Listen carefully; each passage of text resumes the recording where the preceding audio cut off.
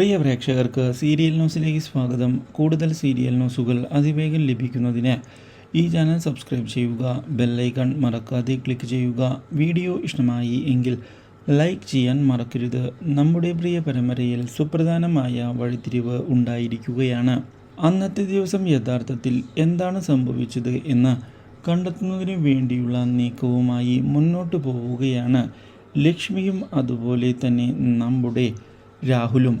ഇതേ തുടർന്ന് കാര്യങ്ങൾ അവർ പോലീസ് ഉദ്യോഗസ്ഥനുമായി പങ്കുവയ്ക്കുകയും സത്യാവസ്ഥ തിരിച്ചറിയണമെന്നുള്ള കാര്യം പറയുകയും ചെയ്യുന്നു.